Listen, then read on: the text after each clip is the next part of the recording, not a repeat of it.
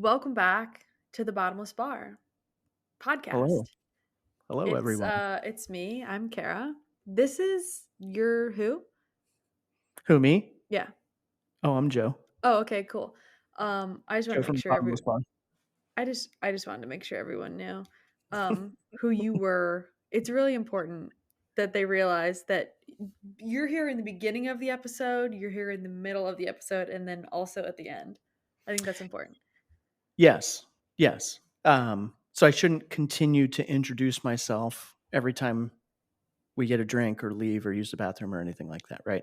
I mean, you can, but I don't know if it's completely necessary. I'm gonna make a very conscious effort to not do that. So, but this is a special episode, isn't it? It's very special. Do you wanna Yeah. say it? Yeah, I do want it's episode 10. Did you say that already? Not yet? Oh, yeah.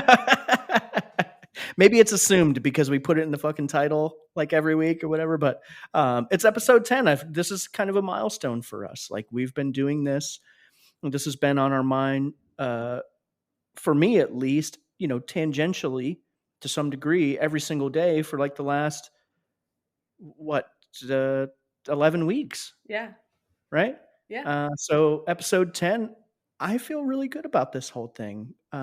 And we have a special episode where we're going to do uh, 1-star reviews, right? We have scoured the internet and Yes. and we are going to read some of the things that John Q. Public has said about, you know, their service places, right? And then we're gonna unpack that a little bit. So last week was St. Patty's Day. Did you guys go out at all afterwards? We recorded the day before. Absolutely not. Absolutely not. Yeah. Well, I had to work Mhm. and we were nice and busy. We served the green beer and everything and it was nice and I want to say and this may be indicative of a trend uh hopefully it's indicative of something going you know happening in the future, but all the kids that were out were really, really polite. And when I say kids, I mean like under 30. Please, thank you, if you could, if you have a minute. They tipped really well. They brought Wow. their empty glasses back up to the bar. I mean, yeah, this is unheard of in my career. So it was, I would say it was a really, really, really, really good St. Patrick's Day for me having to work.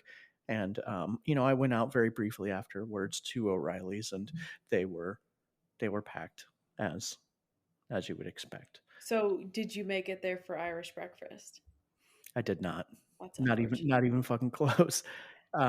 Because I inevitably got shit faced the night before and slept till 11:30 and their Irish breakfast ended at 10:30. So, Oh. yeah. You made it there just in time for American breakfast, not Irish breakfast. Right. Well, I didn't even bother because, I had to recover. I had to get myself in work shape. But so we should get into this. Carl, you have some reviews on tap, right? Is there well I guess we should talk about our general feelings on reviews, right? Like well, there's two perspectives. There is the bartender perspective or the service worker's perspective, and then there's also the customer's perspective. Before we unpack it, and I apologize, I'm just prattling on like an asshole, but uh, I came up. I'm old enough to remember a time before the internet and before reviews, and restaurant reviews used to be this like institution that newspapers and small publications more or less had a monopoly on, Mhm. right? And it wasn't necessarily good then, but with the internet and I guess you could say the democratization of restaurant reviews, I think it's gotten worse. I think Mhm. it's gone downhill. Now you, on the other hand, a little bit younger than me, you have more or less I don't know if you remember a time before the internet. Do you remember a time before the internet? Oh, yeah. I mean, yes, I remember a time before the internet. I grew up in a house that like we didn't have fancy things until I was like older. Like Mm. so I don't remember exactly when we got our first computer, but I was old and then like even cable we didn't get until I was like a junior or senior in high school. Yeah. So when you obviously well, I would like, don't let me put words in your mouth, but you I guess you kind of grew up. You like your formative years were in the age of online reviews, right? Yeah. You know, did you have an opinion about that before you started working in the service industry? Did you utilize the quote unquote service at all? Yeah, unfortunately I did. And I think I don't remember why exactly, like if it's something that like my family was doing or but it was just like it's just something that you did because it was there. You just like can't help but click on it. And even like to this day, even though I don't trust the reviews, I think that the people that are writing them are Mhm. not coming from a good place. I'll still find myself clicking on them. And I don't let um I don't let the reviews I take them with a grain of salt, right? I'm like, "Okay." Hmm. But I still think they're That's interesting, but I don't think that I'm the type of person that's ever going to, like, decide whether or not to go to a place because of one review, right? Like, if it's something that a place that I wanna go to bad enough, I'm gonna go there and experience it for myself. in my time, right? Like had a foot in both worlds. The pre democratization of the opinion, uh, I don't know, editorial kind of thing or whatever, Mhm, and then the post, right? And my knee jerk reaction was, well, fuck this. Like, who are these people? And the difference for me was being, starting my quote unquote career in the early 90s. The opinion for me, my position was, well, I'm sorry, the difference was the people that were reviewing us before, they had all these qualifications, mhm, right?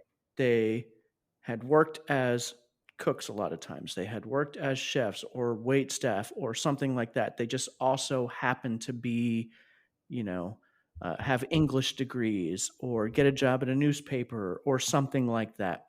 So they were giving us, it was less like a flame fest and it was more of a critique. mhm, And it was constructive, it was almost constructive criticism, right? And you can take that a little bit better, right? mhm, um, but then with the democratization, right, when you open that up to people and give them a voice, right, then they start misconstruing things. Hyperbole runs rampant, and it's like, well, when these things first started to become a thing, and I'm just going to say Yelp, right? Yelp was kind of, the vanguard on this. They were the first ones through the hole, right? mhm, Or like through the wall. And like they, like, there's no like correction for anybody that puts stuff on Yelp. right, Like, so people can say anything and misrepresent the facts, and there's no qualifications behind it. So when I first started reading, my own reviews as a, cook, a chef, or a waiter or whatever, it was like, well, this is so out of context, like, mhm, and I just immediately started resenting it. So I've never really given the online review, especially of restaurants and bars and stuff like that. I guess it's due, if it is due anything. Does mhm. that make any sense? Like, Yeah,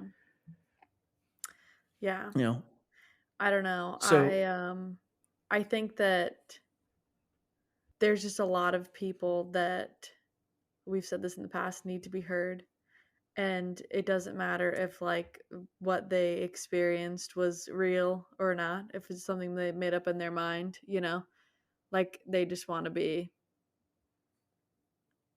to be heard, and they don't care how it affects potential business at the establishment or the person that or was working.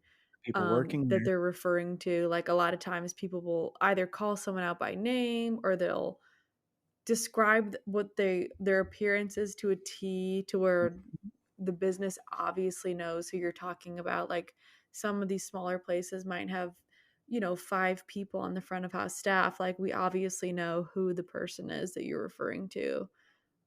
Anyways, it gets pretty yucky. So Yeah, and yeah, I mean, honestly, for me, there's just a fuck ton to unpack. It's like, well, well, one, right, to what you were just saying, like these people, like they take it personally. If something doesn't go their way for whatever reason, mhm. right? They take it as a personal attack and then they react that way. Like it's almost revenge porn. And I don't want to be reductive Yeah. to people that are actually victims of that, but they get this satisfaction. And then in the case of Yelp, like, they get the same amount of views and clicks and they get the same engagement, whether it's, the review is good or bad. And then, we're the assholes that are stuck having to deal with the fallout. And there's no context given, right? Uh-huh. Have you ever had a bad review? Yeah. Um, not not So like I guess this not goes enough to this like yeah, this goes to into lose my the job, bartender, but yeah, the bartender perspective, right? yeah. So, like, you've had a bad review. I'm sorry. Go ahead. No, it's okay. Yeah, I think everyone's probably had a bad review, but none that I could remember like verbatim, but like there were definitely so I've talked about Cherrygate in the past. I was involved in Cherrygate when the lady wanted to Luxardo cherry, and I Sure. said my manager said I have to charge you for it, and she was like, I'm absolutely not paying for it. Like I got a shitty review that day, and then I got reamed the next day. Um, oh yeah, bad reviews. Yeah, yeah, and I've had in my time, I've had a ton. I've had a ton of bad reviews, and I was trying to explain, I was, conversating with someone earlier about this, and one of the things I said is, there's no it would be fine if these people said, well, when I came into the bar, it was absolutely packed and there was only one person behind the bar and there was about 75 people that this person was trying to wait on. Mhm. It took him a really long time to get to me, right? And then when he got to me, he was short with me. You know what I mean? Like if they gave proper context, I would be Right. way more forgiving about it, but they don't really do that. And I guess what Mhm. I hate what because I think if you talk to a lot of restaurant people, a lot of service industry people, they will almost universally say, "Fuck Yelp," right? Right. And one, I don't trust it.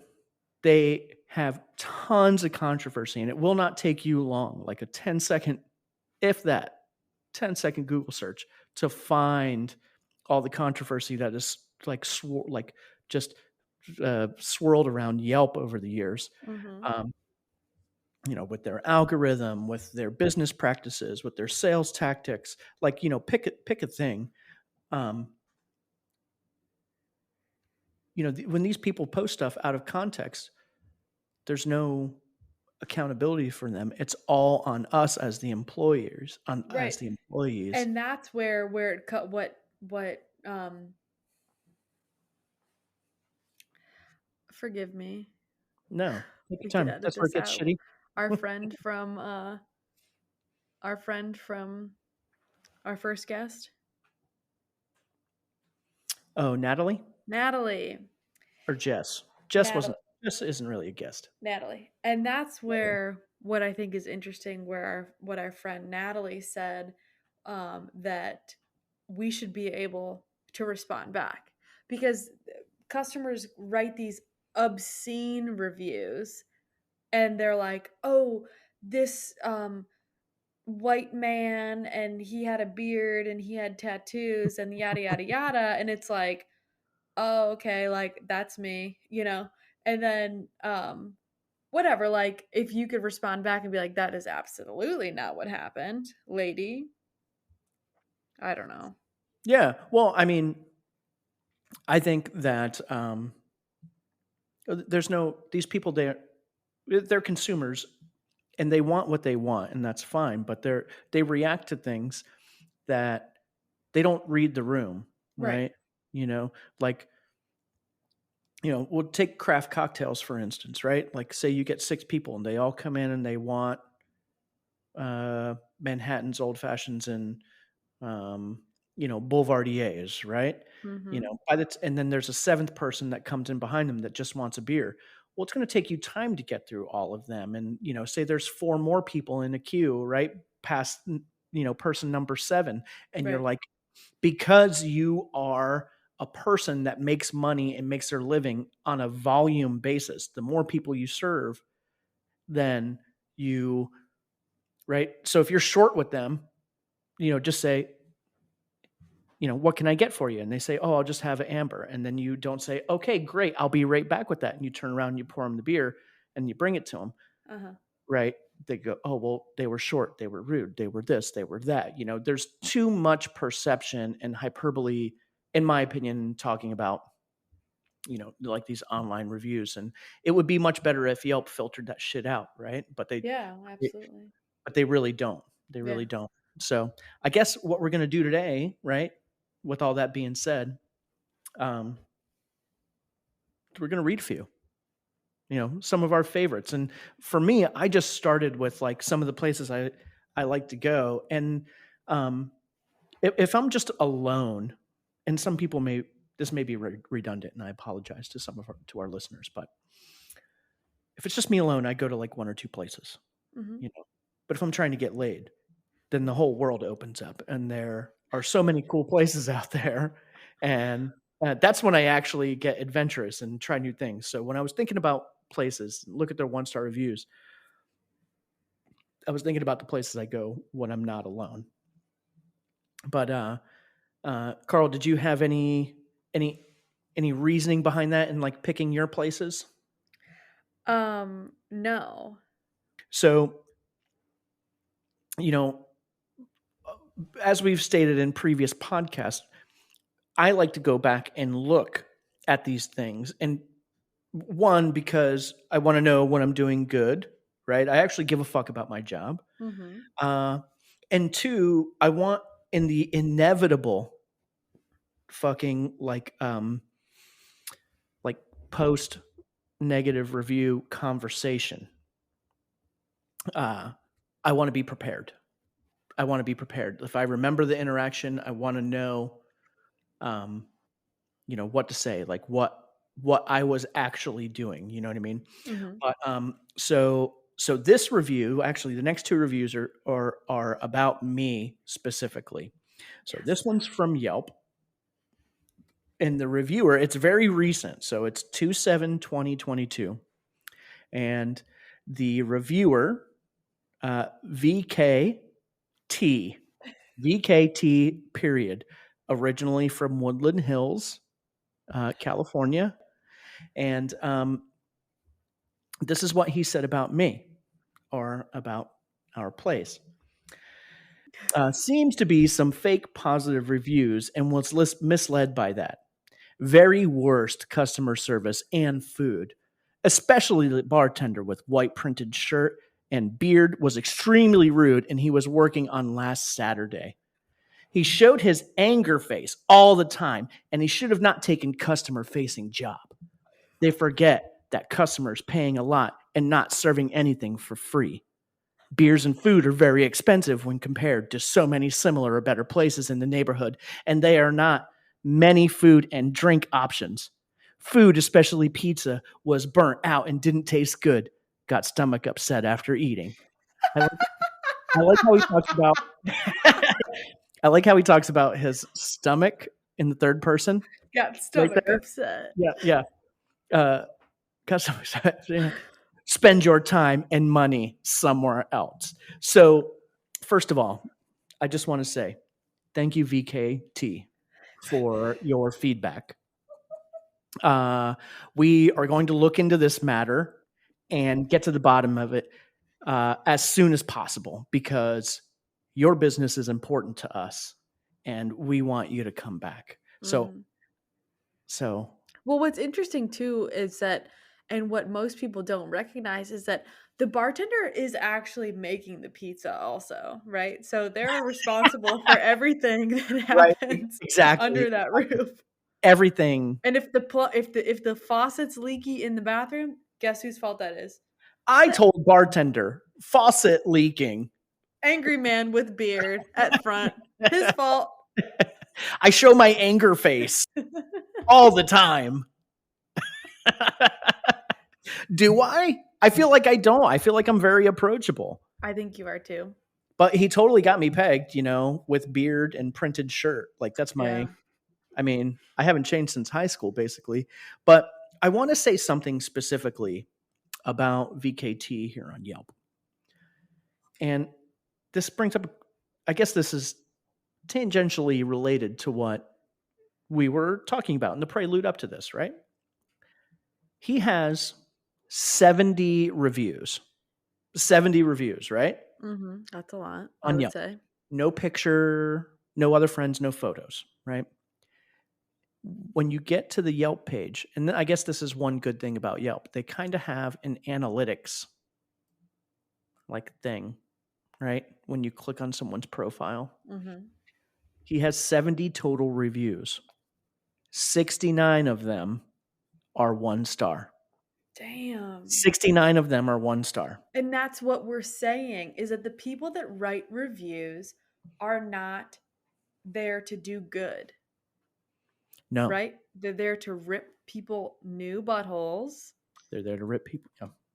and they're there to be heard. They whatever, like it could have been that they didn't get a parking spot right away and they come into your establishment and they're already pissed about that. And you just happen to have a mean face and the pizza was a little crunchy and all of a sudden 1 star review. You're abolished. 1 star. Fuck you. You don't deserve to live. You don't deserve to pay your rent. Go fuck yourself.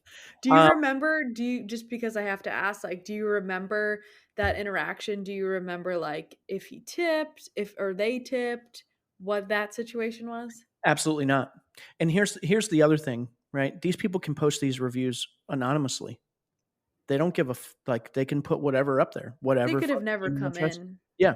And I like the whole idea that it seems to be some fake positive reviews. He starts his fucking review out with that, right? Seems to Mhm. be some fake positive reviews and was misled by that.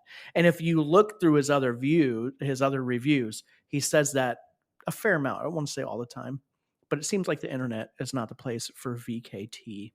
Um, but yeah, so I don't remember that at all. And the thing is like I will say that some people like Carl, would you say that I can be a bit surly and sarcastic at times? Oh, 100%, yeah. I think it's in a lovable way. Mhm. Is It's that like you inaccurate? go. No, I would concur, and, like, not just because we're friends, like, you go to a I mean, like, people that go to bars, like, especially, like, the kind of place where you work at, not that it's, like, at a comedy club by any means, but, like, you're playful, right? Like, it's not, you could hear people speak, like, it's not like a loud bar, you have the opportunity to speak to each other, and it's Mm. like you wanna have a conversation and be a little bubbly and, like, whatever, like, it's not you've never been unapproachable, whatever, like, I don't know what to say. Maybe this person had a thing against beards and you just, like, pissed them right off. So here's what I think with VKT, because he's so consistent in his bad reviews, and you can see like some owners will respond to this, right? Mhm. I think he's fishing for free shit. Oh, yeah. I think VKT, maybe it's a she. I'm Yeah. not sure. Sorry to misgender you, VK uh, She. VKT.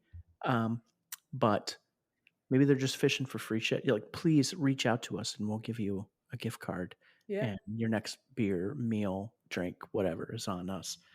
So that's the first one. Honestly, I think it's bullshit. I would say on balance, even though I don't have a lot of positive reviews with this place, um, I mean, I've been working there for several years now, and the neighborhood knows me, and a lot of people. continue to come back irregardless of my where the fuck is it? Oh, me showing my anger face all the time. So must not be that bad. Um, and I guess I don't know, Carl, would you go back to a place like if you read that? Let's say in 2010. In 2010, if you read that about a place, like would you go there? Oh, if there was one review like that, yeah, I think I wouldn't take it seriously. Right. Right. Well, It's a one-off situation. If every review was like that, that's different. But right. Yeah, absolutely. And on balance, like we're pretty well rated, right? mhm. But let me ask you this: is the online review sphere dead? Like, is it losing its luster? Do people your age even give a fuck anymore? Yeah, I would agree. I don't think it's people my age. I think, for reference, I'm almost 30 years old. I don't care if you know it. Um, I think, I think that reviews are mostly for, I would say people like 40 to 60. Like that, I would say that's like the hot spot of people that like need to be heard. It's like the moms and dads and like, people that like live in Grove City and they come to Columbus for the day and they just want a beer. And normally when they go to Applebee's, it only takes a couple minutes for a beer, but they happen to be at a hip brewery in town and it's taken a couple minutes and they just can't fucking have it. Like Right. those are the people Right. writing the reviews. Right. I drove 20 minutes to get here. Those are the people, I think. Yes. Yes. And they think it matters, right? Mhm. And I guess tangentially, right? They think That they're making a difference, yeah. they think it ties back to them always being right. Well, I have a $10 bill, so this makes me a god to you. Yeah, And that's not the case. yeah, That's not the case, you yeah. know. Alright, let's So, get into number 2. yeah, number 2. All right. Well, let me see. So now we are on to I love this. so this is Jenny R. This is also from Yelp, and this is about me specifically. So wait, did you read this one, Carl? Did you see it? I started to You read see this it? one earlier. Okay. So, well,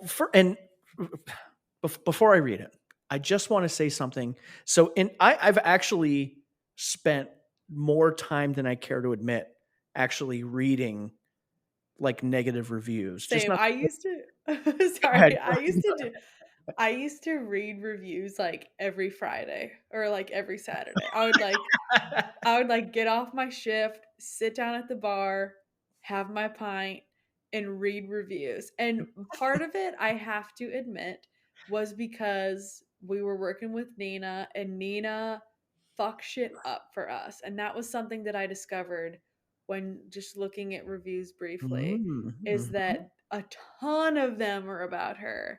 And I could spend a whole episode unpacking that.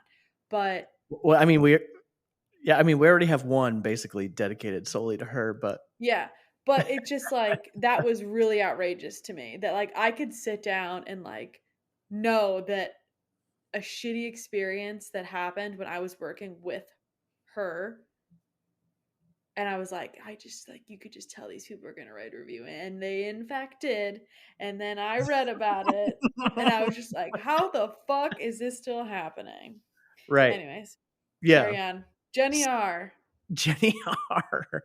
Well, okay. So what I was going to say is one of the things I've noticed is that the people that write 1-star reviews the most consistently Mhm. have the fewest reviews and the least engagement, right? And I want to skew it. I want to say it skews very heavily in this way. This isn't all of them, right? But they have the least engagement on these platforms, and most of their reviews are negative, Yeah. right? So they only post a few, and when they do decide to post, it's to say "fuck you," Yeah. you know. So here's a big fuck you going out to Jenny R from Cuyahoga Falls, Ohio. Fuck you too, Jenny. Anyways, this again. Okay, so this is another one about me Mhm. specifically. We stopped in for a pint and some snacks. We went to the bar to order. The bearded bartender looked at me as if he were ready to take my order. So I asked for a pint and then he ignored my existence. I said, "Well, okay, never mind." That got his attention. So I asked again and also a bar menu. Then he ignored my request again. I was like, "What's happening here? Is it the policy of the bar to ignore patrons blatantly as they stand right in front of you in a not at all busy bar?" Yes, that's exactly it. A minute or so later, he came back with the menu and rudely stated, "You have 10 minutes to order." We came in 2 hours before the posted closing time. Not true. So we left and got no service. But as I was walking out the door, the guy finally looked at me strangely as he started pouring the beer I had asked for. We went next door and got amazing tacos and service instead. So I remember this. I remember this lady. And she when you unpack all this fluff, the only thing like this conversation, this statement is very heavily weighted to make her the victim here. Right. And when you look at her other reviews, you will see a trend. Jenny R. from Cuyahoga Falls. She is the victim a lot in these bad Mhm. experiences. But she failed to mention that I did everything that she asked me to do. And she said it, but she put a lot of, "Oh, he pissed in my shoes. Oh, he was so rude," which I wasn't, Mhm. right? And I just yeah, I mean, what else is there to say about this lady? Like, does she deserve the same platform as me, right? Right. What who is this lady? I mean, I I was pouring her beer. I got her menus. The kitchen wasn't I don't decide when the kitchen closes. Yeah. I don't decide that. No. I told her I was giving her the parameters which were set before me to deliver to customers. Yet you're the bad guy. But yet, because I did not go, "Oh, hello, Jenny R. How are you tonight? How are you feeling? Is the seat to your liking?" How is the temperature? Exactly. I was just getting ready to say that. How "Can is I the temperature in the room? turn the fans up or down for you? Would you like a water? How many ice cubes? Would you like a lemon with that? Seeds or no seeds?" Because I didn't go up to her. I mean, she leaves out the fact that I was actually busy. I was the Uh-huh. only one there, right? Her idea of what a busy bar may be is completely different from what my idea of what a busy bar is, Right. right? And it didn't take 10, I greeted her in a timely fashion. I got her everything that she asked for Mhm. because she thought I was being rude and ignoring her, which I wasn't. She decided to leave. I ended up giving the beer away to someone that actually likes the service there. They got a free beer. They So, continue to come back and you silver give line, them yeah, and they're free? still there. Yeah, they're still coming back and tipping me back. Thank you, Jenny R. Jenny Jenny R. R. Yeah. So that's yeah. So I think I said this to you before we started recording, Carl. One of the things I really like about this podcast is that it gives me a chance to say "fuck you" back, and Yeah. Jenny R. can't say shit about No. this. Yeah. Fuck you, Jenny. Fuck you, Jenny. Um, so do you have any thoughts on that whole thing? Like, obviously, well, one, you've worked with me, Uh-huh. right? And I've also waited on you, and it may be a bit of there may be a little bias there, but I just want to say from my part that um, I don't treat you much different than I do every other customer. You may get a bit of preferential treatment, right? But I'm splitting hairs here, right? Mhm. Like how would you say like the service I give people? Like how would you in your professional opinion, how is my service that you've witnessed working with me? Oh, I think it's very good. In fact, sometimes I've come to see you as a customer and you've ignored me to help a customer, which I think is unbelievably I'm so I'm disrespectful. so sorry, No, Carl. I'm just playing. But like, you know, of course, like here's the difference between you and like, let's say, just for example, for shits and giggles, ladies and gentlemen, the difference between you and Nina is you're my friend, right? Thank I you. think. I Thank you. That's high praise to me. I come in to see you and you know I'm there to see you and you're giving me good service, but you also know when to walk away to help somebody else.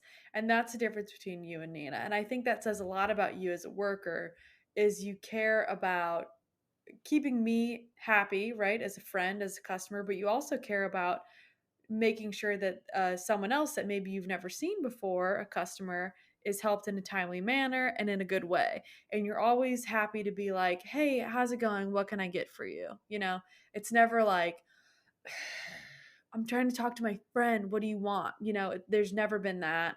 Which is And I'm not saying that's what Jenny R is saying, but I've never witnessed you working alongside of you or as a customer, I've never witnessed you in any of these fashions. And I find it very hard to believe that you would ever act this way, you know, while on the clock. So I think these people are very seriously misled. I think that you're a lovely worker. well, thank you very much. And again, I genuinely give a fuck about what I do and I genuinely try. I consider myself a professional, right?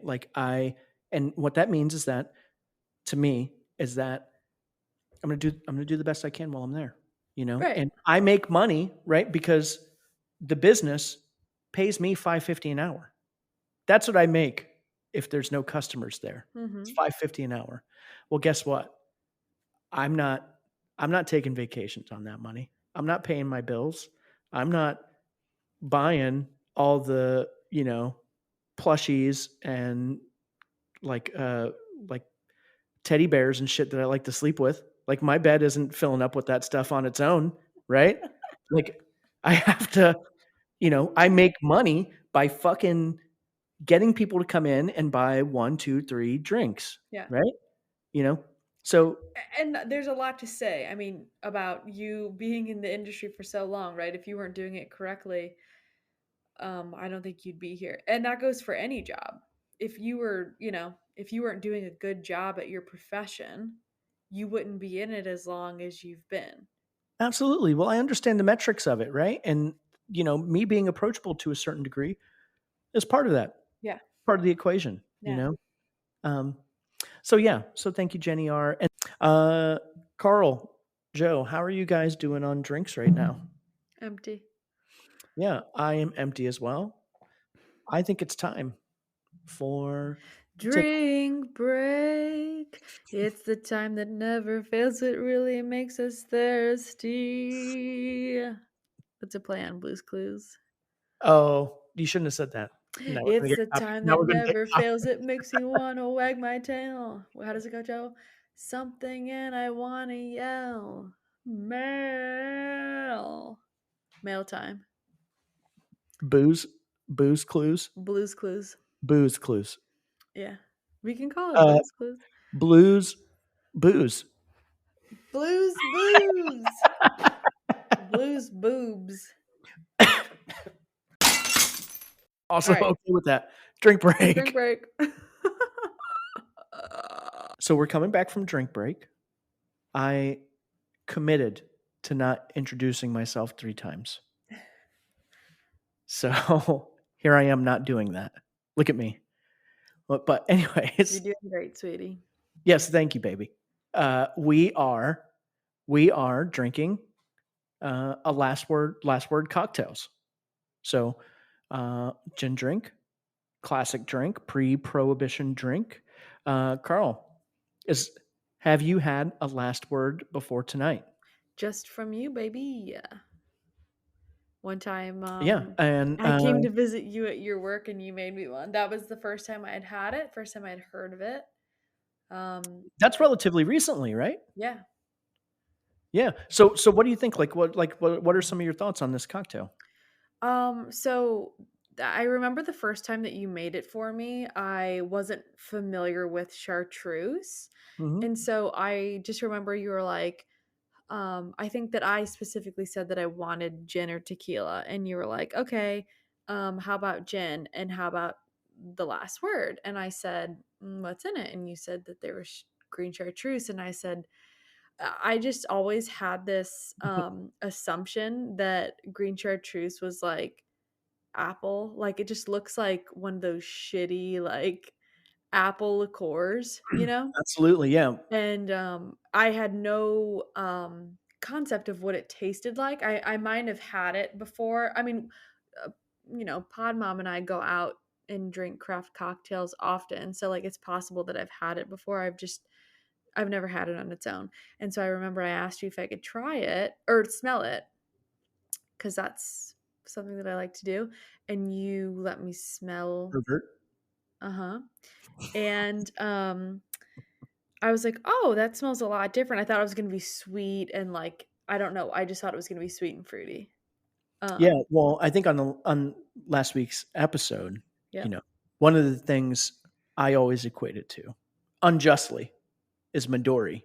And Mhm. Midori is this water if for people that don't know, it's like this watermelon, like artificially flavored, like watermelon, bright fucking neon green kind of shit. And chartreuse kind of looks like that. But um, so you like the cocktail. Yeah, I love it. You love It's quite the opposite of what I thought it was going to be. right.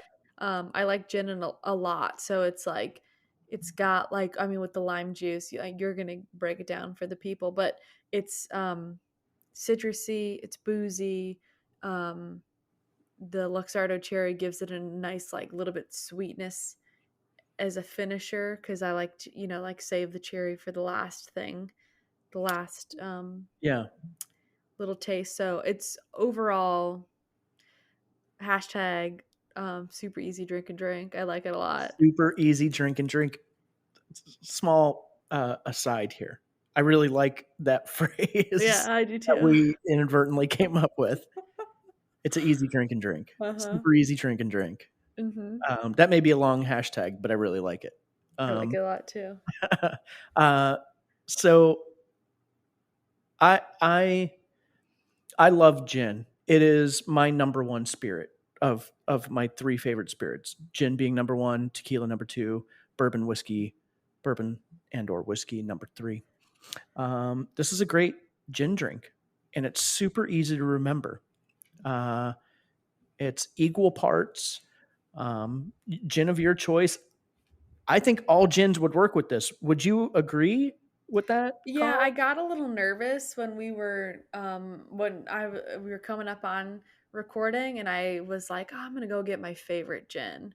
Cuz I had one that I could have used, but I had actually had two gins I could have used. I have Um two gins in my house as well. But but I was anyways, like, "Ah, I'm going to go get Vim and Pedal because I know I like it and I know that's what you use when you made it for me at the bar." So, yeah, Vim and Pedal. So I don't have any of the Vim and Pedal in my house right now, but I do have the Four Peel, the Watershed Four Peel, mhm. which shout out fucking Watershed. You're doing it right with the Four Peel. Great gin. It. Someone said to me once, it's like spring in a glass, and I really can't think of a better descriptor for it. Mhm. Super light for gin. It's not very medicinal. Anyways, so I have Four Peel in my house. I also have Tanqueray. Okay. And I've made it both ways. I actually prefer it with the Tanqueray.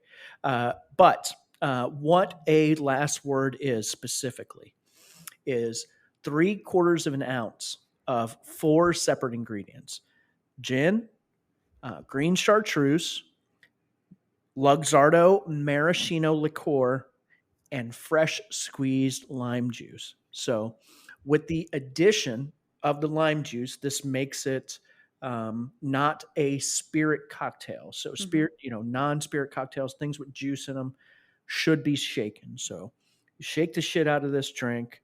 And this one really benefits from a long shake. And when I say long shake, I mean like 12 to 15 seconds, right?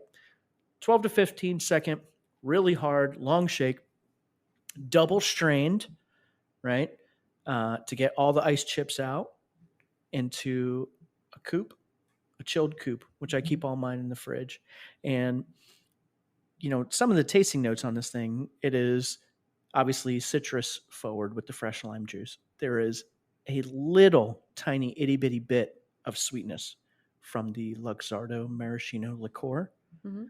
Um, and a lot of herbal notes from the green chartreuse, which I am becoming more and more a fan of.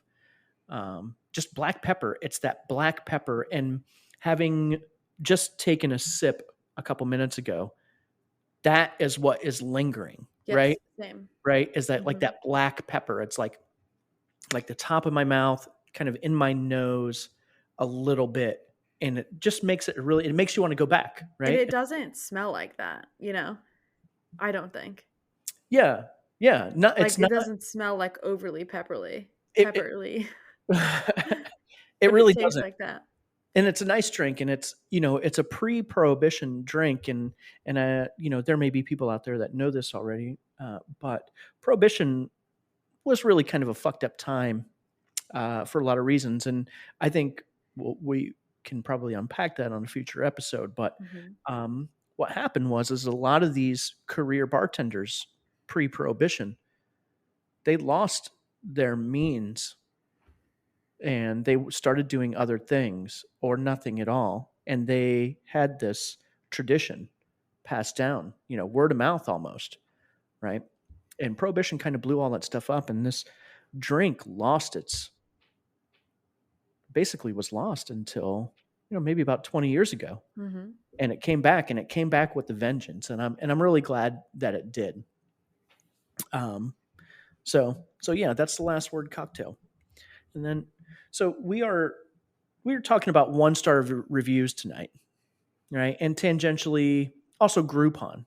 And I think they're related, right? I think that there may be a lot of, like, if there were a Venn diagram of, people that use Groupon and people that leave one-star reviews, I think that center area. Is there a Mhm. name for that, by the way? Like that center area of a Venn diagram, the crossover part? You're asking the wrong gal. We'll put Pod Mom on it. It's just a quick Google away, I'm sure. Yeah, but I think that would be a significant overlap. And uh, Carl, you had a good example of that, didn't you? Unfortunately. Right, right. Happy to share. It's funny because when we were like talking about tonight's episode, like I recognized this, even though it was years ago. I So, recognized it being about me. but before you start, I'm sorry, but Yeah, before so one, this review is about you, correct. right? And two, I think this is a hallmark. What you're saying here, I remember this from years ago. This is a hallmark of people that give a fuck about what they do for a living, Uh huh. right? You carry this stuff around with you. You just do, Mm-hmm. right? Like if you are a conscientious, front brain person and you care about the space that you inhabit, you Yeah. want things to be better for you having been there. You want to do no harm or whatever. Yeah. This is what happens, right? And yeah, and like I said, like not even if I didn't remember this, I'm not saying like I wake up every night or whatever, like every Of night I go to bed course. and I'm like thinking Absolutely, yeah. about this one review. It just like sticks in the back of my brain. It's Like I'll okay think if you about do know. This is a safe space. I'll think about like shitty stuff that I said, like, or like stupid, embarrassing stuff that I said, like on a first date. Like, I think about stuff like that all the time, Mhm. or like stupid stuff that I said, like the last time I went out with friends I haven't seen in a long time. I'm like, did I think that was going to be funny? Like, whatever. So it's not that dramatic. But as soon But as you read it, I was like, yep, this was me. I specifically remember this experience. And just for reference, this review was written 5 years ago. So, yes. So that's that. But okay, so this review reads, this is on Yelp. So this is in relation to Groupon that we're talking about. Very quickly, Um, do they have a lot of reviews? okay, so to your question, Joe, Yeah, this person has only written 2 reviews 2 reviews. in the history of their Yelp account. One of them was for me, 1 star. The other one was for an accounting firm, 5 stars. Okay. Exactly. Yeah. Okay, so Anyways. Yeah, just yeah. I'm glad you asked that because that puts things in perspective of like we're saying people that write reviews, do they come from a good place? Nope, never. Um and what else have they been up to in the review world? So, Or okay. can they be trusted, or are they just out fucking for vengeance? Yeah. So, and I do think that we'll get into this, but I do think that this chick was probably maybe looking for something on Yeah. top of the discount that she already got when she She purchased was she a was being Groupon. vindictive, yeah. Yeah. Okay, so this is from Amanda P. Um, it was date night for my partner and I, so I thought we would venture out and try this establishment that we worked at. I found out about them on Groupon. So, what better way or what better time to use it? It was a Saturday evening, so naturally, they were busy. After sitting at the bar for about 20 minutes, we were waited on. That's false. I told the bartender that I had a Groupon. The look on her face said it all. She seemed irritated that I was using my Groupon. Imagine that. I asked if we could get our flights one at a time, meaning share one and then share the other. We were told that she would rather not do that because she may forget about us because they were busy. Also, not true. We had the entire evening to spend, so we were not pushed for time. I let it go and we ordered our flights and had some food and didn't get much service after that. The beer was good, the nachos we ordered, pork I believe, were okay, not much to them. We were planning on having dinner there, but with the way we were treated, we drank fast and went elsewhere. So I'd like to say several things. Wait, what's her name? Amanda? Amanda P. Amanda. There's no chance in hell if you know this establishment and well, okay, I was working. I guess maybe if someone else was working, it might be more believable. But I was working. There's no way in hell that I would ever let anybody sit there 20 minutes without being helped. First of all, that's fucking outrageous. Yeah, There's, when people write these reviews, they say if they say 15 minutes, you yeah. can put your ass, it's probably Like 5 if a guy says he's or if a 2. guy says he's 6 foot, he's 5'7". It's basically that same. What That's how what girls deal with in the dating world. Shout out girls that are on the apps right now. You know what I mean. I'm not what if a currently guy on the says he's apps, 6'4" but and he's 5'6"? Because that's what yeah. I do. Oh my god. Anyways, Okay, back to Amanda P. No chance in hell. How many seats are at the bar, Joe, on a given night? I think it's 14. Okay, not a lot for reference. Sure. Like not a Yeah. lot for as far 2 as people bars sitting go. there, right? No way they would ever sit there with 20 minutes for 20 minutes with ever having being served. Impossible. I felt irritated that you used the Groupon. Yeah, fucking no shit. We just went over this. It was like you got 4 5-ounce beer tastings for I believe it was $20. Okay. So I understand that you feel like that's a lot of money, but it's not a lot of money. You asked me if I could give you 4 beers at a time. Of course I was irritated by that. You just stated the fact that it was a Saturday night and there were a bunch of people at the bar. You think that I want to sit there and wait for you to take every little sip and savor every moment, and me be like, "Oh, please, dear, tell me when you're ready for your next 4 beers." That's my Mrs. Doubtfire impersonation. Um like, no, absolutely not. I don't think that I had as much attitude as like she's saying that I had, but I could definitely see me being irritated about this request. Do you have anything to say?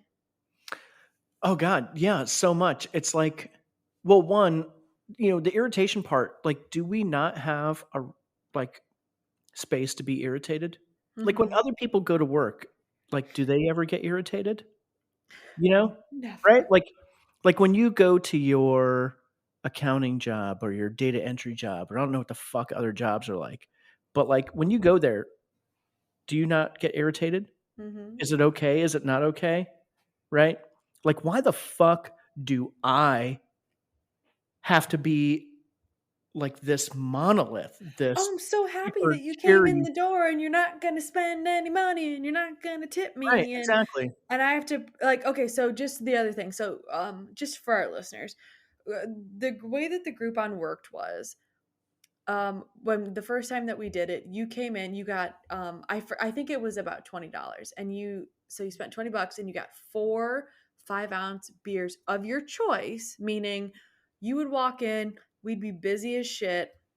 I'd give you a little tiny paper. You would take your gay old time to decide what fucking 4 beers you wanted to drink. You'd write them down on a piece of paper, which is probably why she was there for 20 minutes now that I think about it, because she was trying to decide what beers she wanted to drink. And we probably had around 8 beers on tap at the time. So her and her partner were probably trying to decide, okay, we should probably have one of each beer that they have so that we could have this full experience, which is fine. But I'm just saying, so they probably were like, okay, took their time writing down their 4 beers, This yada, is yada, 5 yada. years ago, by the way. And I'm not resentful at all. I'm not, I'm not Totally resentful. fine, I'm No, totally over it. I don't no, carry this around. no, not at all. Um, and then, so on top of that, they also got free chips and dip. Okay. So it was an experience for them. They got a little appetizer, they got a little beer. So that was something that really pissed us off too, is people, it's not like we weren't really, as I like to say, churning and burning, right? In a sense of, we weren't, it wasn't like someone could walk in with like a little ticket and be like, I have a Groupon, and we were like, bam, bam, bam. With it was like, okay, here, take your time, tell me what beers you want to drink, and then I'll get them for you. And then there were the times where, like, the one-off occasions where they were like, okay, this beer that you have is more expensive, like, let's say like a Russian Imperial Stout has more alcohol in it, we charge more money for that. And they're like, well, can I get that in the Groupon? Well, of course you want to come in here, you little fucking cheapskate. You're already getting a fucking deal. And now what else do you want? What else do you fucking want? You want me to put tequila in the glass so you could get a little buzz on while you're here because you got no money? That's not my problem. That's not my fucking problem. You haven't been thinking about this at all. Not at all. And then in my experience with Groupon, these people, they don't fucking tip. No, They fucking don't, right? no. Like, they'll come in and just in this particular case, Because right? it's like they're there for free, basically, at that It's point. it's $20. It's $20, right? And seriously, they'll leave like a buck or 2. Mhm, Thank Christ. Thank you so much for coming in. mhm. Like, fuck these people, man. Like, of course, I'm gonna have a fucking attitude because, you know, you're taking up, as you said earlier, 2 seats at the bar when there could be someone that's, gonna spend $40 on, 4 2 people that Yeah, get 4 cocktails, and they're actually gonna tip and appropriately, potentially right? dinner, and those are customers that do, I don't know if we already mentioned this. If we did, you could stop me, but I think we talked about this OTP. I can't Um, remember 15 minutes ago. Are you so kidding? Bob will have to correct me, but, like, these are people that are coming that aren't normally going to come to our establishment, right? And, like, if Exactly. you're an owner, you might think, "Oh, I should bend over backwards for these people because they might not normally come to this establishment," where I was like, "No, fuck these people. If they cared about our establishment, we've been open for 4 years. If they cared about our establishment, they would have come in here by now. I'm not gonna kiss their ass because they come in here with their fucking Groupon money. That I'm they're just coming in for not." the discount, and that's it. Yeah. And that's it, right? And that's the only reason they're there. And that is true. Again, my experience is somewhat anecdotal, but that has been true. I mean, almost universally Mhm. in my experience with Groupon. These people wouldn't normally come in. if they weren't getting a fucking deal. Yeah. You know? So again, I just don't think on balance Groupon is good for small businesses. And there may be business owners that you feel like your back's up against the wall with COVID and everything like that. Groupon is not an out for you. Abolish it. I mean, they're like Yelp, right? They've inserted themselves into the industry and for their own success, they're not benefiting the businesses and they're not really benefiting the customers on balance, you know? Yeah. Anyways, well, I'm glad you got to, after 5 years, you finally got to get that off your chest. Man, so am I. um, well, maybe let's see what I have lined up here. Yeah, let's get into one, if not two of your bad boys. Well, one of the things, so I asked you about Amanda P's investment and engagement in Yelp, Mm-hmm. right? And I think this matters, right? Like it matters if, someone has 2 reviews, one's bad, one's good. Mm-hmm. Do they matter? Right? Does their opinion matter at this point if they're not engaging at the same level as someone who I'm about to mention, who is Scott W. on Yelp? This person stood out to me because he has 351 friends on Wow. Yelp. And Wow. I don't fucking know how Yelp works, I don't right? know if I have any friends. I have a Yelp account. Should I say that? I do too, but I'm more like Am the I about to fucking completely contradict myself? No, I just read stuff. I don't think I've ever, if I've written anything, it's only been positive. any reviews that I've posted.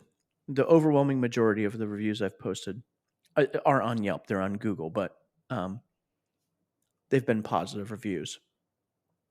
But Scott W. has 351 friends. He has 51 reviews. He is a Yelp elite. I don't know what the fuck that means, but You get major uh, awards for giving yeah, opinions. yeah. For 2019, 2020, and 21, so 3 years running, is over 221 photos. So this guy, and again with Yelp, you have these analytics, right, that they give you when you click on someone's profile. And I don't want to talk too much about, extol the virtues of Yelp too much. But I think Scott P can be a little bit more trustworthy. He only, of his 51 reviews, only 2 are 1 star. Right? Okay. Right? So maybe this is a shout out to Yelp. Maybe they should start ordering their reviews by the people who contribute the most. Yes, I think that's fair. Right? So this person clearly is invested and his reviews are well thought out. And I was interested, right, to see, and he's reviewed all kinds of things. Yelp doesn't just do restaurants and bars and stuff like that. They Yeah, do you could review nightclubs and CVS. they do. Yeah, they do. You can rate all the things on Yelp. But I was curious to see what someone with this type of engagement, like what they would say in a 1-star review. And this is for a place called Mission. It's in the Washington, D.C. area. And So it's from, how did you discover this guy? I forget. I think he 1-starred something else that I liked. Okay, I just wondered. And I don't want to mention them because it's one of my get laid places. That was my Yeah. context for that was my way to dig into this topic, right? Yeah. But he actually has a thoughtful review, and personally, I would give this a little bit more credence, because he has so much content. He has contributed so much content to this particular platform. Right. And also, and once I read this, you'll see there's also a little narcissistic like garnish on top of this review. But this is what Scott had to say about Mission and Washington, D.C. Our group came in for brunch on Sunday for an 11 a.m. reservation. While it was Memorial Day weekend, a holiday weekend, our experience was definitely below par. Initially, a glass of water was spilled on one of our party, for which a manager came over to apologize, which was fine. We all ordered bottomless brunch, but our guacamole took at least 15 to 20 minutes to arrive at our table. The first refill of quote unquote bottomless drinks was probably 20 minutes delayed. Our server had an awful attitude and no hospitality. The brunch was just not a good time. We did enjoy the food, tacos, chips, guac, salads, etc. The downside was that our server was always absent, and we had to reach out to at least 3 other staff members for refills or just any other general request. Whenever our designated server appeared at the table, she was short, unapproachable, vacant, and generally rude. Not the customer service I expect anywhere, especially after working in the hospitality industry for multiple years. We will probably not be back because we paid $49 each for a bottomless, pretty terrible brunch. Not what I would expect in Washington D.C. Pretty unfortunate. So I don't know if you guys caught that there, but they mentioned our podcast several times, and for that, thank you, Scott, for Wait, mentioning our what? podcast. You didn't catch that at all? Oh, bottomless. Joy. You're such an idiot. I was like, what the fuck? I paid attention the whole time. Did you have to point that out to her? No, he This is didn't. why you're. This is why we love you. But so, yeah, Carl, any thoughts with that review? Well, I It's like have reaction. I've been to a handful of bottomless brunches in my day. They're fucking obnoxious Mm-hmm. as a patron, as a worker, I would imagine. Um, the people that are the customers tend to get pretty unruly because they are just again looking for a discount, um, trying to get the most for their money and not necessarily being courteous Mm-hmm.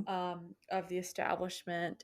Um, and I'm not ragging on discounts like as a whole, by the way. It's just like there's a way to be not Tacky. tacky about it. That's a good way to put it. Mm-hmm. Um, like I'm happy to go to happy hour and get a couple dollars off a glass of wine or a cocktail, but you also make up for it by tipping generously or Being just polite. being an overall like nice human being, which it doesn't sound like these people are doing. But several things like not what I expected for Washington D.C. What the fuck does that mean? Like there's a lot of establishments in Washington D.C. Like I understand that you might think that the majority of them are nice, but like that's like a huge like over assumption like for the city as a whole. Mm-hmm. Um so there's that. I have one positive that's like a bottomless brunch that consists of guacamole and tacos. Like, hello, I'm interested in that. Um, For uh, $49. for no, it's like that's a sort that part of me is like that sounds like a lot of money, but part of me is also like I would do anything for Well, tacos and including chips and including guacamole. drinks. The comment on 15 to 20 minutes for guacamole, that tells me like, hello, they were making the guacamole fresh. Like, would you prefer them to squeeze it out of a bag? Like, would that make you more happy? What's this guy's name? Scott W. Scott W. Yeah. Like, would you feel better about that? Like, if that's what you want, fucking go to Subway. They have it in a plastic, like, clear bag. They could squeeze it out for you all over a slab of bread that if you feel rich, they could toast. Like, I don't know It what to does say to you. not. I've had the guacamole from Subway. It does not taste good. That's It I'm doesn't taste like being guacamole. facetious, Joe. I'm just saying like this is the type of guy that goes out You on sound like a fuck robot right now, Carl. Joe, are you picking that up? Mhm. Or is that just me? I think I sound good. Is this still happening? You guys are freezing all over the place. Oh my god. It could be my internet company. Joe. It's fine now. We're good? Joe, can you hear me? Yeah, I can hear you Everybody hear guys. me? So I want to Wait, I'm not done. Oh shit, sorry. I'm saying that Scott W is the type of guy, what I'm saying about his fucking guacamole, that like he's like, oh, absolutely, yes. I would love the fresh guacamole, but I don't want to wait for it. Like, fuck you. And I was just going to say that that's the type of guy that's like, yes, please. And this is another tangent for another day. I know this is what we do, but it's like, oh, yes, please, sir, pour me the nitro beer, but don't pour it properly so I could drink it like how it's supposed to be drank. Like, pour it all immediately, fast, so it blows up everywhere, and I get like 3% beer. Like, that's just the type of guy that I think Scott W is. Well, Scott W, out of his 51 reviews, only 2 of them are 1 star, and that was one of them. So you think that Scott W is a credible source? Yes, I think that if a couple of other things went better in this interaction, he wouldn't have gave a fuck about the weight, but they kind of piled on. Yeah. And here's the thing, because of Scott W's engagement, right? He's taken time for several years now. You remember a couple episodes back where I talked about terrible people and how I judge them based on a swath of time and repeated behavior. Yeah. Well, I think it's fair to say that this is the inverse of that, right? Like, judge this person on the amount of investment they have and the swath of time that they've committed to this particular platform. Yeah. So I would tend to give Scott the benefit of the doubt, and seeing as how he is inadvertently a fan of the podcast, he doesn't know it yet. I would also do that. But one of the things that stood out to me was, well, 2 things. One, when he says that whenever our designated server appeared at the table, she was short, unapproachable, vacant, and generally rude.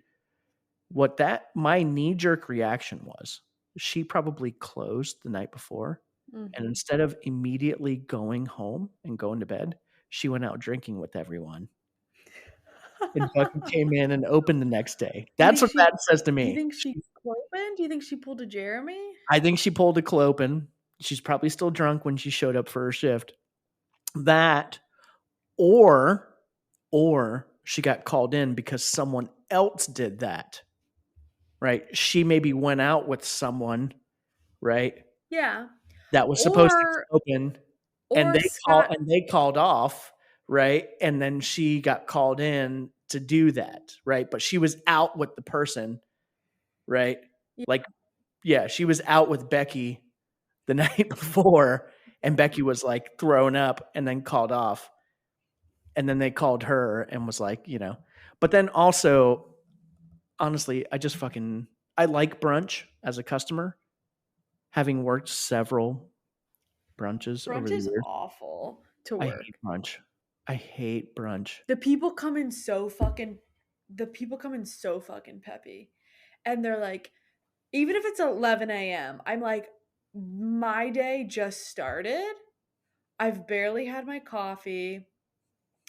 I need you to calm the fuck down. Like, maybe this is a personal problem, and maybe brunch is a completely separate episode that we need to talk about. But like, Brunch is a separate episode. We need to talk. everything, like, brunch is way more, I think, crafted. Like, the things that you make, Bloody Marys take time. Like, I don't know. Like, it's just, I think you're ordering eggs are hard to cook, like stuff like that. And maybe I'm just like making no Tangent. fucking sense, but I just think that That brunch makes is a sense. completely different ball game. Like, when you work brunch as a bartender or a server, like, you're working through a nightmare. It's like day drinkers. I'm a day drinker. I prefer to day drink. I've said this before. I like to drink when the sun's up, but as a customer, or day drinkers as patrons are the worst of their kind, because I just think that And it's the weekend too. yeah, it's just like Mhm. they're the worst. And I can't really put my finger on why. Like maybe I'm just jealous that they're having such a good time, but it's like no, they're the worst of the worst. So, but what I was going to say about Scott W is maybe he was getting a little unruly with his bottomless brunch. He Maybe could. this chick was like, Yeah. "Sir, you've had 7 bottles of champagne." You know what I mean? Like maybe he was trying to get his money's worth and maybe he was abusing it. And That she is was like and absolutely she was ignoring him. Like maybe the longer I ignore him, the more likely he'll be to get the fuck out because here's the thing. $40 per person, those people, I fucking guarantee you, are not tipping appropriately. They're not tipping for bottomless drinks. They're probably tipping. Okay, let's tipping say, the bill. right, they're tipping the bill. Mhm. They're not tipping for how much they're actually consuming. Mhm. That's real. So just That's a crack real that thing, case. which is tangentially related to fucking, right, the Groupon, right? Yeah. You know? And even but those people would tip historically, in my experience, they tip less. They Yeah. tip less than the bill, Like, think of you know? it this way, like, if you're listening and you're like, "What the fuck are these people talking about?" Think of it this way, like, you go somewhere and you order, 1 beer, but you're or I'm sorry, you drink 4 beers, but you're only paying for 1, okay? Mm. Like, there are people that would receive that bill and they would say, "I'm only being charged for $6, I'm only charging on that $6 or I'm only tipping on that $6."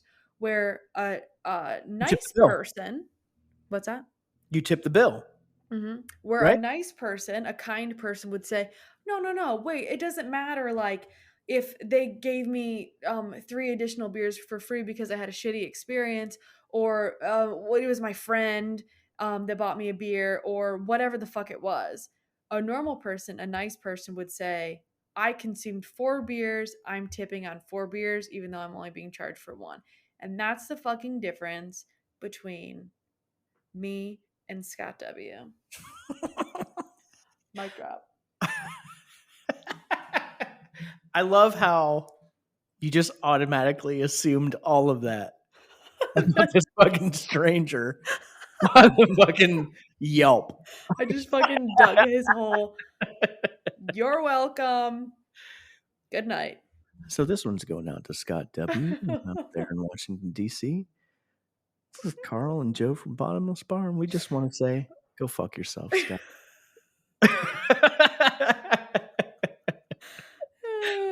Yeah, I mean, yeah, it's a tough world. It's a tough world out there. I tend, and I guess that's the difference between you and I. I tend to give people the benefit of the doubt, and maybe you're, more of a flame caster, where I hate everybody. I'm you really know, sorry. you're super nice about it though, and that's why I have more more 1-star reviews than you do. So, well, and then I also have like perpetual angry face. Apparently, Uh-huh. is that the male equivalent of RBF? Resting bitch face. I mean, I feel Yeah. like men are bitches also. I feel like you could have RBF. Oh yeah, fair enough. Well, I have RBF apparently, according to VKT. Um, well, and then this last review. We have one more for our 10th episode. By the way, I want to say, 10 is a big number because now this is the longest relationship I've ever been in. So this is very significant for me too. But so I spent the last 2 episodes talking with Jeremy from O'Reilly's, my favorite haunt in Columbus. And when I say Mhm. favorite, I mean I've spent the most money there. I've spent the most time there, nearly any other place. And this is a 1-star review for O'Reilly's Pub. This is from, well, I won't say this is a Google review, so he actually has his whole name up on here. But we'll just call him Chris. I went here with my best friend and wife of 5 years. I went here with my friend because our birthdays fall on the same day, May 30th. It was his 21st. I'm 26. I thought it'd take him out for his first legal drink. The staff was rude as F, gave us dirty looks as soon as we sat down. My wife likes to put on makeup when we go out, but the bar was Saprise for my friend, so she didn't know we were going. When we got there, she went to the bathroom to put on her makeup, and the staff there asked me if they need to, quote unquote, go check on her with a really cookie attitude day. Anyway, I blew it off, played nice, and got our drinks. I had one white Russian, got my friend 3 drinks, and my wife 1, tipping for every drink. We played darts and got ready to leave. My wife went to pee, and they got kooky again, asking me if they had needed to check on her.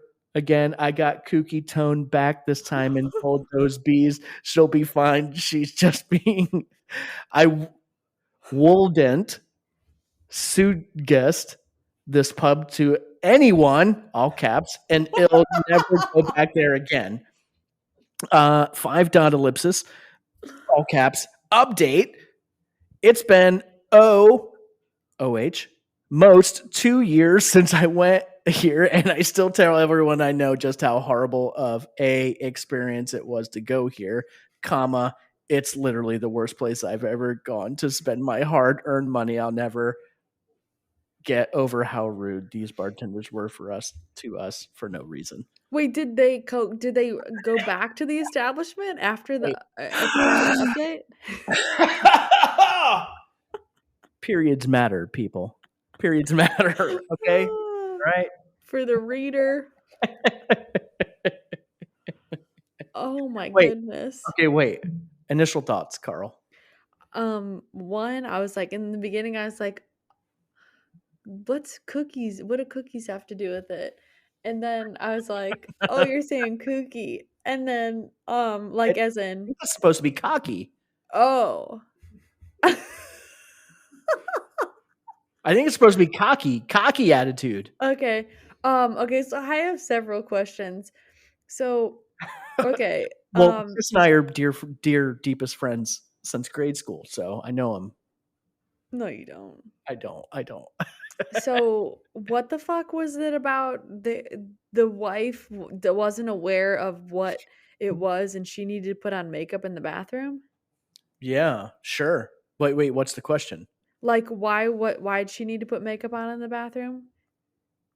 She wasn't aware that other people were going to have makeup on and she was embarrassed and needed to put makeup on in the bathroom? My wife likes to put on makeup when we go out, but the bar was a Sapris for my friend, What so does that mean? she died to Surprise! know where we were going.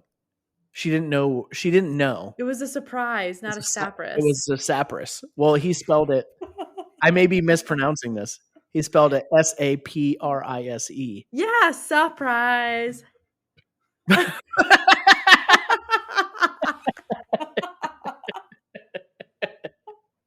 I shouldn't fuck with people for spelling because I'm the worst at No, spelling. that's fucking obvious. It's surprise.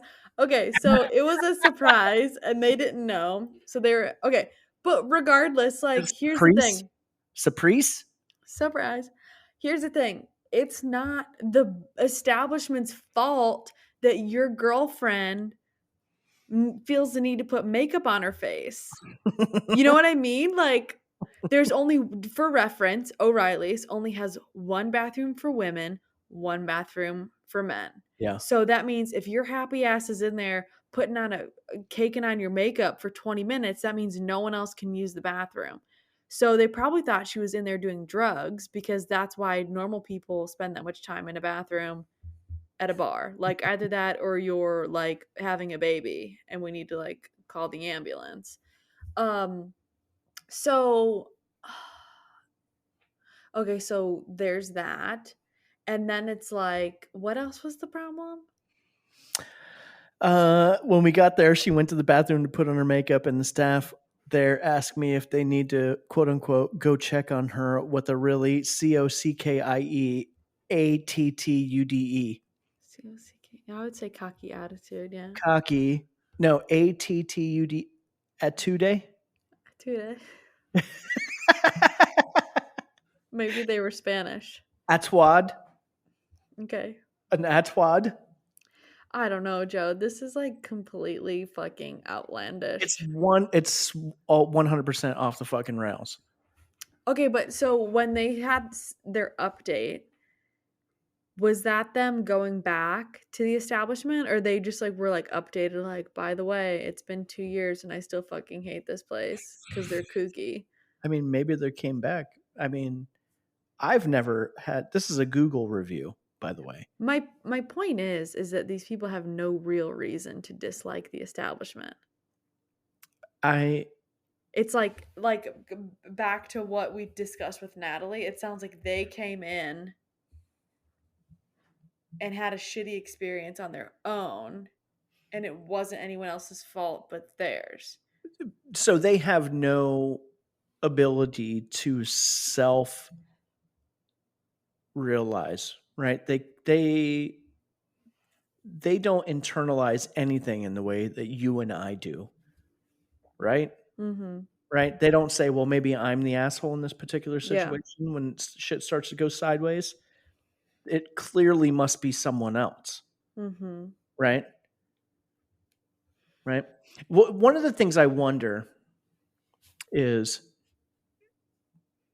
like, are there people out there that tip like shit and are known shit tippers that get shitty service everywhere they go, and they think they're just unlucky, Yeah. right? Like they're assholes, they're over demanding, they have this incredibly high standard or this drink order that no one's ever heard of, and they go to place after place after place after place with this set of circumstances, and they think the world is just out to get them. Yeah.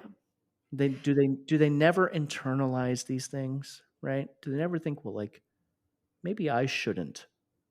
Maybe Maybe I I'm should the problem. maybe I should just get a beer. Like, Mhm. do you think that's well? I mean, clearly they never do that because you know Chris has this review up here of clearly the best bar in Columbus. You know, I don't know. I have several things to say. Like I don't really think that people like that have those conscious thoughts because that's why they're just like awful people. doesn't it But look fun? I do think about like I do feel bad for the people that like let's say I remember being young and going out and feeling like I got shitty service and being like, "Oh, these people just think that because I'm young, I'm not going to tip them any money." But like really I would. You know, like let's just say like I feel like I always tipped well. Like let's just say that I was raised appropriately or like I started serving at a young age, so I was aware of how you should tip someone appropriately. Like, so I do think that there's people like we went out over the weekend to this like mom and pop place for breakfast, and I just like saw these like three teenagers walk in, and I just thought to myself like they're not going to leave a dime. And then I was like, Mhm. no, fuck no, Kara, like don't think like that. That's not necessarily true. If you were waiting on them, though, you would think that. Yeah. Hmm. Yeah. So I think that a lot of people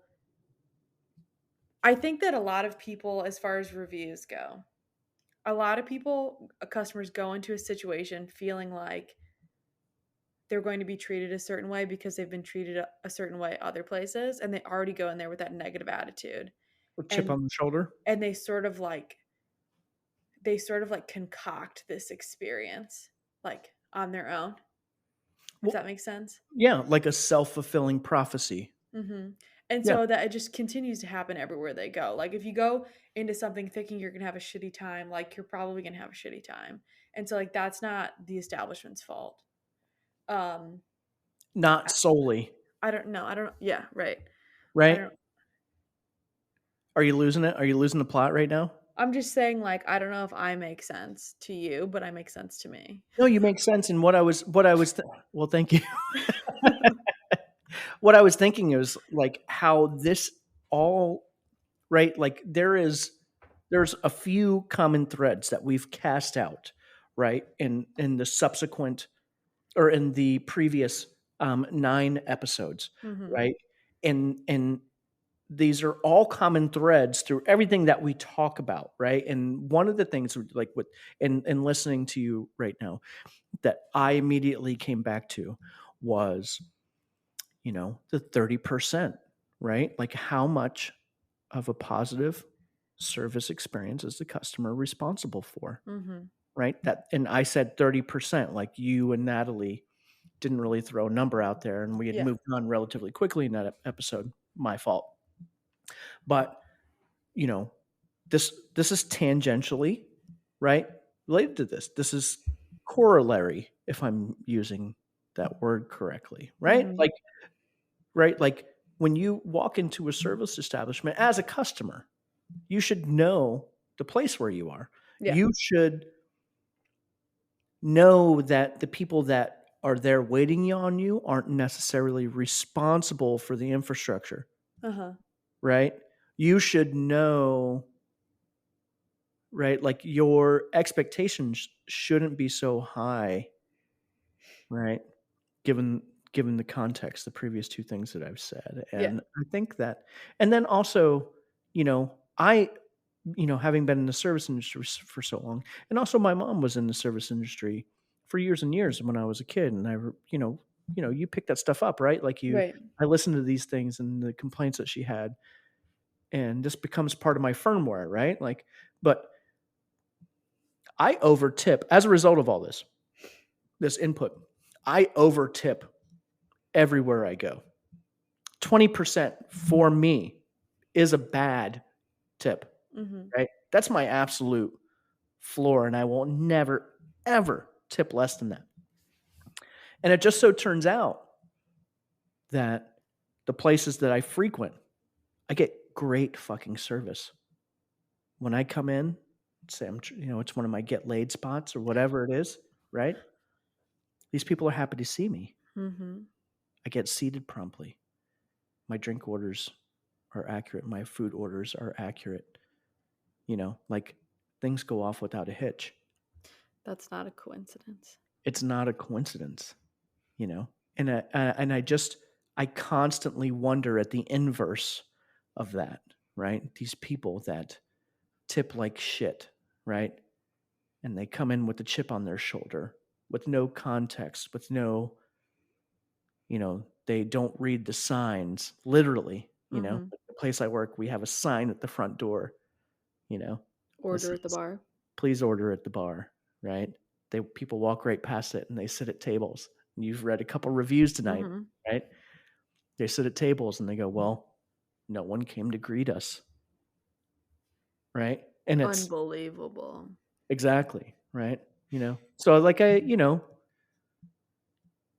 is self. Again, that's user error, right? Like if you were a normal person and you sat down, I know that I keep spiraling. This is going to be like a 4-hour episode by the time I'm done, but like Well, there's maybe this is one of those ones where we break it up again, but there's a normal person, if they didn't get service, would go up to the bar and say, "Hey, can I get a drink?" This happened to me on Friday.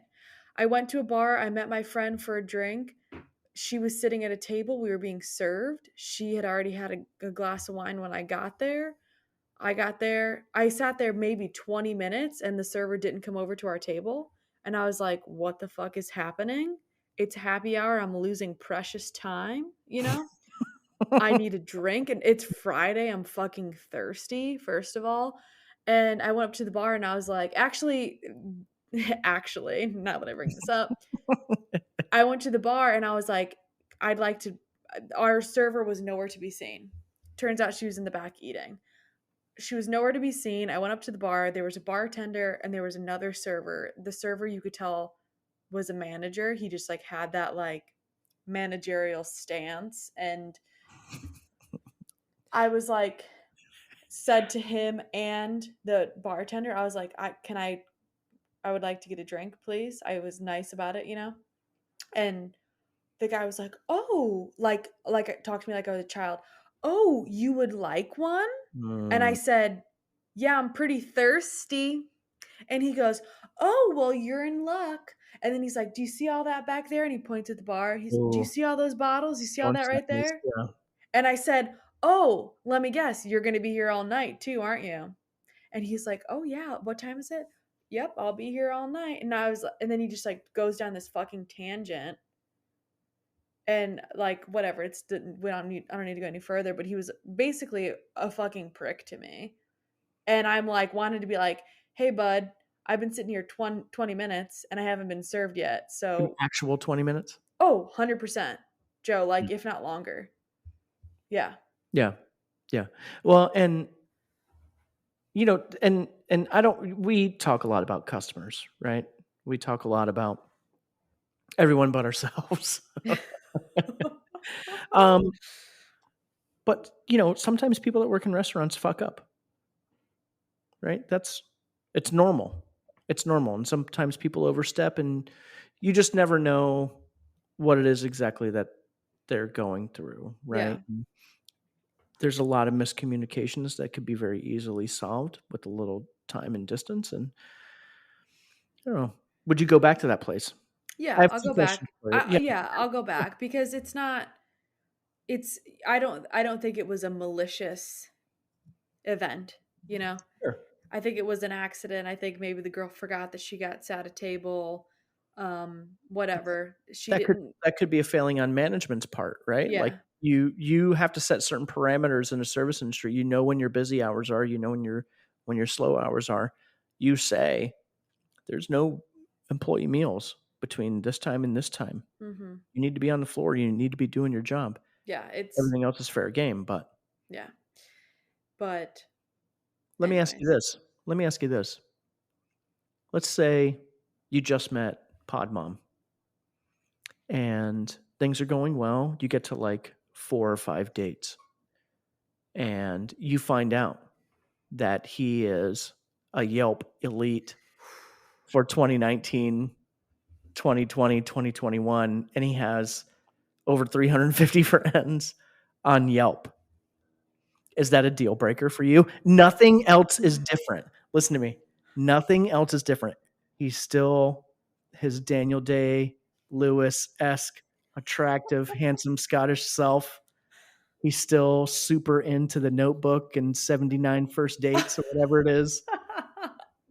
He just also happens to be a fucking Yelp elite super contributor. Is that a deal breaker for you? Listen, he could be anybody that knows me knows that a hall pass of mine is Matthew McConaughey. And this motherfucker could be Matthew McConaughey. I could be dating Matthew McConaughey. Himself in the It, flesh. in the flesh. And he's like on the first date, he's like, "You want to help me with my review?" And I'm like, "I'm out, Matt. I'm out, So you're saying that Maddie." that does nothing for you. No, It's a deal breaker is what you're deal saying. breaker. All right. I don't see how it could turn somebody on. Like I think that if I were, let's say Daniel Day Lewis and I here were married and like for years Hint, and hint. like on our 20th anniversary he's like, "Honey, I'm gonna take up Yelp reviewing." And he's like, I'm fucking divorcing your sorry ass. That's literally like I would drop it. I don't care. You could say, "What about the love?" I would say, "Nope, I'm out."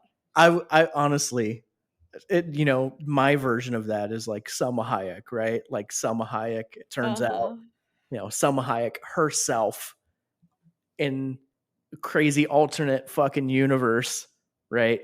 We Yeah. meet and hit it off, and she actually likes me enough to like let me touch my naked body to her naked body, right? Like not more than once, right? Like, and Every Friday night? it turned cool, but then it turns out that she's a Yelp elite, 19, 20, 21 and running, right?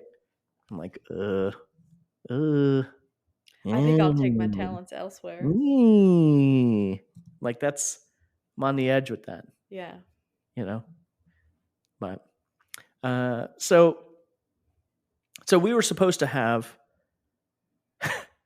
in hindsight, we're both supposed to have 5 reviews Uh-huh. each. We just got so caught up in yours that we couldn't make time for mine. Fair enough. It's not that I Fair didn't do enough. my homework. So listen, kids, we're gonna start doing a special thing here. So hopefully you enjoyed yourself this evening, this afternoon, this morning you're listening. We will be doing this every 10 episodes. So on the 20th episode, Roughly. roughly, you will get to hear some of, if you would believe it or not, I've got more shitty reviews about myself. So we're going to come back on here and we're going to tell you those false accusations that the people out there said about Yeah. your girl. Bottomless Bar, 1-star reviews, roughly 10 episodes from now. Hopefully you guys like this. Have we said we've gone really long here, Carl? This is long even for us, and we normally go long on these things. We Have just we can't get said enough everything? of each other. I think we've said enough. I think we've said enough. We're gonna call this one to a close. Episode 10, Bottomless Bar. Share your shitty reviews with us. You know, are you a Yelp elite? Let us know. And we will quickly ban you from all of our listening platforms. We won't actually. We won't do that. But anyways, share with us. If you try the last word at home, let us know what you think about it. Let us know if you had a good last word experience. Let us know if you are a fan of Yelp and you have used these things and had good experiences as a result. If you're a Mhm. review person, if you're not a review person, share us with your enemies. If you don't like us, leave us on autoplay when you're not at home. It doesn't matter. Yeah. Either way, reach out to us. We want to hear from you. Also, thank you for listening. Thank you again, Joe. Thank you again, Carl. But reach out to us at Bottomless Bar on Twitter, at Bottomless Bar on Instagram, and bottomlessbar.one on Gmail or at gmail.com. Thanks again, everyone. Episode 10 in the bag. Have a good night or day or afternoon Or morning. or morning.